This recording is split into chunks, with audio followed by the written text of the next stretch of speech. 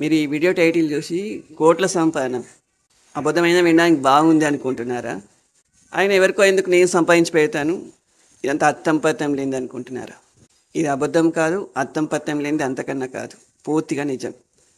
కాకపోతే వాళ్లకు కోట్లు సంపాదించి పెట్టడానికి మీరేం చేస్తున్నారు అనేది ఇక్కడ చాలా కీలకమైన విషయం. మీరు ప్రస్తుతం యూట్యూబ్ చూస్తున్నారు, కొద్దిసేపు అయిన తర్వాత వాట్సాప్లో మెసేజ్ చెక్ చేసుకుంటారు, బోర్ పోతే ఇన్స్టాగ్రామ్లో రీల్స్ చూస్తారు, యూట్యూబ్లో షార్ట్స్ చూస్తారు, ఫేస్బుక్లో గడుపుతారు. ఇవేనా? స్నాప్చాటు, ట్విట్టరు, షేర్ చాటు, టిక్టాకు, ఇంకా మనకు పేరు కూడా తెలియని ఎన్నో సోషల్ మీడియా వేదికలు ఉన్నాయి. మీరు ప్రతిరోజు యూట్యూబ్, వాట్సాప్, ఫేస్బుక్, ఇన్స్టాగ్రామ్ ఇలా కొన్ని సోషల్ మీడియా అప్లికేషన్లు ఓపెన్ చేస్తారు కదా. ఒక రోజులో సగటున ఎంతసేపు మీరు సోషల్ మీడియాలో గడుపుతారు? ఇది చాలా ముఖ్యమైన ప్రశ్న. ఈ ప్రశ్న గురించి చర్చిద్దాం. కానీ అంతకన్నా ముందు సోషల్ మీడియా అప్లికేషన్ల కంపెనీలు ఎంత సంపాదిస్తున్నాయో చూద్దాం. ముందుగా మెటా ప్లాట్ఫామ్స్ కంపెనీ. ఇది ఎక్కడ కంపెనీ అనుకుంటున్నారా? మార్క్ జుకర్బర్గ్ ఫేస్బుక్ను తయారు చేసింది ఇతనే. ఫేస్బుక్తో లక్షల కోట్లు సంపాదించిన తర్వాత ముందుగా ఇన్స్టాగ్రామ్ను, ఆ తర్వాత వాట్సాప్ను కొనేశాడు.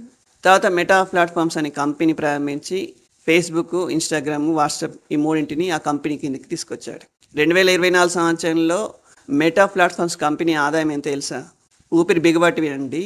దాదాపుగా, అంటే మన కరెన్సీలో చెప్పాలంటే దాదాపుగా 14 లక్షల కోట్ల రూపాయలు. తిక్కమక్కపడి లక్షల కోట్ల అని అడగకండి, లక్షల కోట్లు. కోటి ప్లస్ కోటి ప్లస్ కోటి, ఇలా 100 సార్లు కొడితే 100 కోట్లు అవుతుంది కదా, అలా 1,00,000 సార్లు కొడుకుంటూ పోతే 1,00,000 కోట్లు అవుతుంది. ఇంకా అర్థమయ్యే విధంగా చెప్తాను.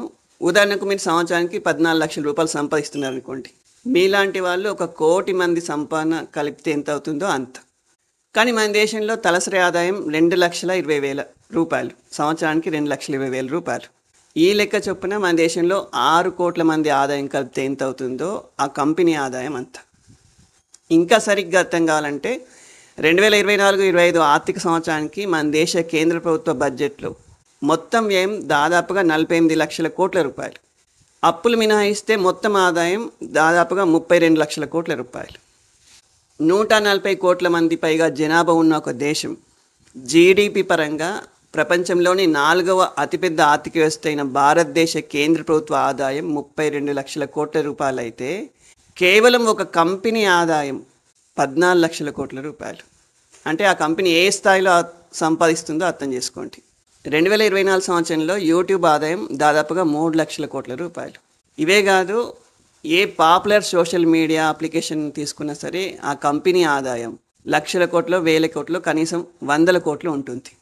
లక్షల కోట్లు, వేల కోట్ల ఆదాయం ఆ కంపెనీలకు ఎలా వస్తుంది? యూట్యూబ్, ఫేస్బుక్, ఇన్స్టాగ్రామ్ వంటి అప్లికేషన్లను మనం చూడడం వల్ల, వాడడం వల్ల వస్తుంది. మనం చూస్తే వాటికి ఎలా వస్తుంది అనుకుంటున్నారా? ప్రకటనలు, యాడ్స్ ద్వారా వస్తుంది.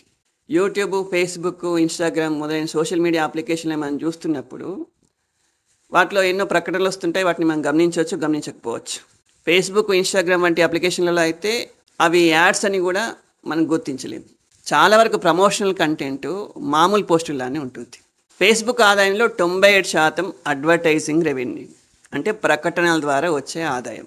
మనం చూస్తే మాత్రం వాటికి వేల కోట్ల, లక్షల కోట్ల ఆదాయం వస్తుందా అని మీ అనుమానం. ఇది అర్థం కావాలంటే ఈ వీడియో మొదట్లో నేను అడిగిన ప్రశ్న వద్దకు రావాలి. ఒక రోజులో సగటున ఎంతసేపు మీరు సోషల్ మీడియాలో గడుపుతున్నారు? మీరు బయటకు చెప్పకపోయిన పర్లేదు, ఒక నోట్బుక్ తీసుకొని ప్రతిరోజు డేట్ వేసుకుంటూ ఏ టైం నుండి ఏ టైం వరకు సోషల్ మీడియాలో గడిపారో ఒక వారం రోజుల పాటు రాసి పెట్టండి. మీకే సంబంధించిన ఒక భయంకరమైన నిజం అప్పుడు కానీ మీకు అర్థం కాదు. భారతీయులు సగటున రోజుకు ఎంతసేపు సోషల్ మీడియాలో గడుపుతున్నారో మీకు తెలుసా? కొన్ని కంపెనీల అనాలిసిస్ ప్రకారం దాదాపుగా 2.5 గంటలు, ఇంకొన్ని కంపెనీల అనాలిసిస్ ప్రకారం దాదాపుగా 3.5 గంటలు. ఖచ్చితమైన లెక్క చెప్పాలంటే భారతీయులు ప్రతిరోజు సగటున 3 గంటల సేపు సోషల్ మీడియాలో గడుపుతున్నారు. 3 గంటలు అనేది చిన్న నెంబర్ అనుకుంటున్నారా?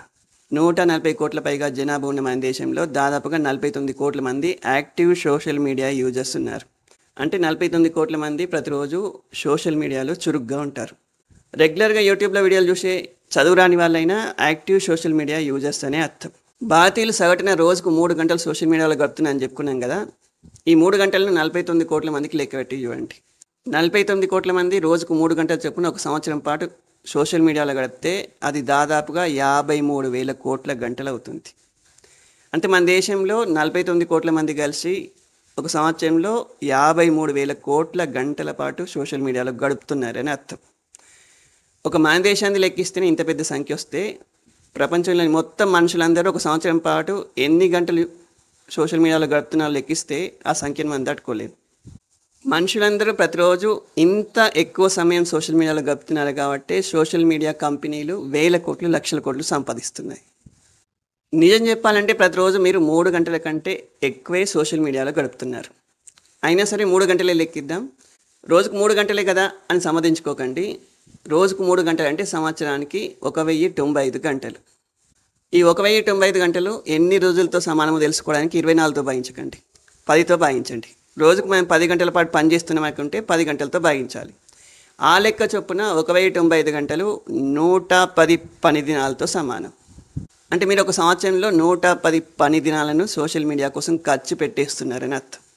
ఇలా మనందరం రాత్రనక పగలనక మన సంతోషాలను సరదాలను పక్కకు పెట్టి అటు మన వాళ్ళను ఇటు శారీరక శ్రమను దూరం పెట్టి మనుషులతో అనుబంధాలను కోల్పోయి కళ్ళకి ఇబ్బంది, నడుము నొప్పి, మెడ నొప్పి ఇలా ఆరోగ్యాన్ని లెక్క చేయకుండా రోజుకి ఇన్ని గంటలు సంవత్సరానికి ఇన్ని పని దినాలు మన సమయాన్ని సోషల్ మీడియా కోసం దారపోస్తున్నాం కాబట్టి వాళ్ళు వేల కోట్లు లక్షల కోట్లు సంపాదిస్తున్నారు.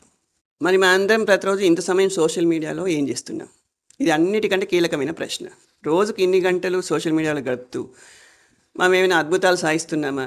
మన జీవితాలను గొప్పగా మార్చుకుంటున్నామా? మన ఆత్మీయులు గర్వపడేవి సంతోషపడేవి ఏమైనా సాధిస్తున్నామా? మన 2 తెలుగు రాష్ట్రాల్లో యూట్యూబ్లో ఈ మధ్య ట్రెండింగ్లోకి వచ్చిన టాపిక్లను ఒకసారి స్క్రీన్ పైన చూపిస్తున్నాను. మన సోషల్ మీడియాను ఎంత అద్భుతంగా వాడుకుంటున్నామో మీకే అర్థమవుతుంది. సోషల్ మీడియాలో 99% చెత్త.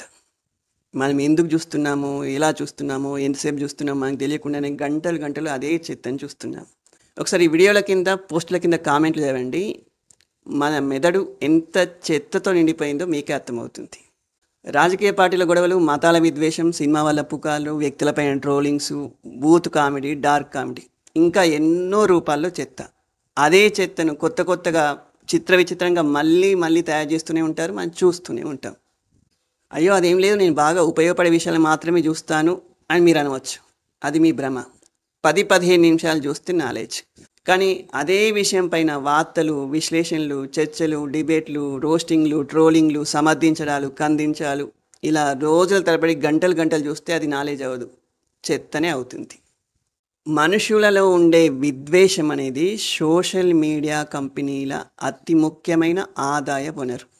రాజకీయ పార్టీల మధ్య విద్వేషం, కులాల మధ్య విద్వేషం, మతాల మధ్య విద్వేషం, దేశాలపై విద్వేషం, సినిమా హీరో అభిమానుల మధ్య విద్వేషం, IPL టీముల అభిమానుల మధ్య విద్వేషం, ఇలా విద్వేషం ఏ రూపంలో ఉన్నా సరే మనం గంటలు గంటలు చూస్తూ ఉంటాం. ఒక వ్యక్తిలోని మంచి గుణాలను పొగుడుతూ ఒక వీడియోనో పోస్ట్నో పెట్టండి, ఎవ్వరూ చూడరు. కానీ అదే వ్యక్తిని తిడుతూ రకరకాలుగా విమర్శిస్తూ ఉన్నవి లేనివి కల్పించి ట్రోలింగ్ చేస్తూ రోస్టింగ్ చేస్తూ ఒక వీడియోని పెట్టండి, విపరీతమైన వ్యూస్ వస్తాయి. మనిషిలోని సహజ గుణం అది.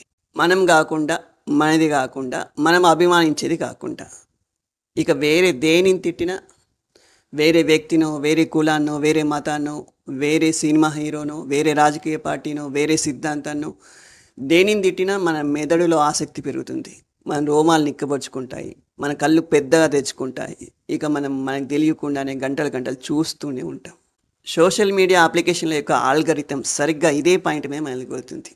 మనం చూస్తున్న కొద్దీ అలాంటి వీడియోలని, అలాంటి పోస్టులని మనకు చూపిస్తుంది, మనకు సజెస్ట్ చేస్తుంది. ఇక మనకు తెలియకుండా మనం చూస్తూనే ఉంటాం. సోషల్ మీడియా కంపెనీలు తలుచుకుంటే ఇలాంటి విద్వేష పోస్టులను ఆపగలుగుతాయి, తొలగించగలుగుతాయి. కానీ అవి ఆ పని అస్సలు చేయవు. ఎందుకంటే వాటి అతి ముఖ్యమైన ఆదాయ వనరు కాబట్టి. ఆ విద్వేష పోస్టులే వాటి అతి ముఖ్యమైన ఆదాయ వనరు కాబట్టి. ఒక ప్రయోగం చెప్తాను, మీకు తట్టుకోగలిగే ధైర్యం ఉన్నప్పుడు మాత్రమే చేయండి. మీరు ఇన్ని రోజులు దేనిని అభిమానిస్తూ అవతలి వైపు ఉన్న దానిని తిడుతున్నారు, సరిగ్గా దానికి వ్యతిరేకంగా ఉన్న పోస్టులను ఒక 5-6 రోజుల పాటు చూడండి. మీరు అస్సలు తట్టుకోలేరు, అవతలి వైపున ఒక పెద్ద ప్రపంచాన్ని చూస్తారు. మళ్ళీ చెప్తున్నాను, మీకు తట్టుకోగలిగే ధైర్యం ఉన్నప్పుడు మాత్రమే ఈ ప్రయోగం చేయండి. ఇక చివరిగా దీని నుండి మనం ఎలా బయటపడవచ్చు? మీకు బాగా ఉపయోగపడేవి, ముఖ్యంగా మీరు బాగా ఉపయోగించుకోగలిగేవి మాత్రమే చూడండి. అది కూడా 10-15 నిమిషాలు మాత్రమే చూడండి. ఉదాహరణకు మీరు యూట్యూబ్లో ఒక కొత్త వంటకాన్ని నేర్చుకోవాలనుకుంటే ఓ 10-15 నిమిషాలు చూడండి. అంతేగాని వండడానికి 20 నిమిషాలు పట్టే వంటకం కోసం 5-6 గంటలు వీడియోలు చూడకండి. మీకు రాజకీయాల మీద ఆసక్తి ఉంటే ఓ 10-15 నిమిషాలు రాజకీయ వార్తలు విశ్లేషణ చూడండి.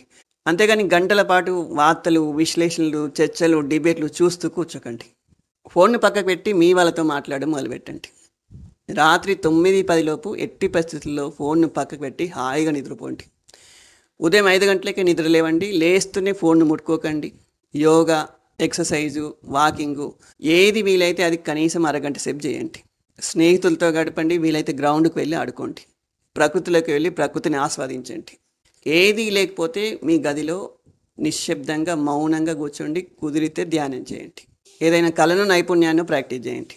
అది డ్రాయింగ్ చేయడం కావచ్చు, కథలు, కవితలు రాయడం కావచ్చు, ఏదైనా అంశంపైన విశ్లేషణలు రాయడం, చెస్, క్రికెట్, కుట్లు, అల్లికలు, కొత్త వంటకాలు నేర్చుకోవడం, సాంప్రదాయ నాట్యం, సినిమా డ్యాన్సు, ఇలా ఏదో ఒక కళనో నైపుణ్యాన్నో ప్రాక్టీస్ చేయండి. అందులో మీరు ఏమీ సాధించకపోయినా పని లేదు, ప్రాక్టీస్ చేయండి. మీరు చేయాలనుకుంటే ఫోన్ పక్కకు పెట్టి ఏదో ఒకటి చేయొచ్చు. ఫోన్ విషయంలో మిమ్మల్ని మీరు కంట్రోల్ చేసుకుంటే ఒక కొత్త జీవితాన్ని జీవించడం మొదలు పెడతారు. ఫోన్తో ఎక్కువసేపు గడుపుతున్న వాళ్ళకి ఈ వీడియోని పంపండి. పంపడమే కాదు, వాళ్ళు మీ ఆత్మీయులైతే దగ్గరుండి మరి ఈ వీడియో పూర్తిగా చూసేదాకా వదలకండి.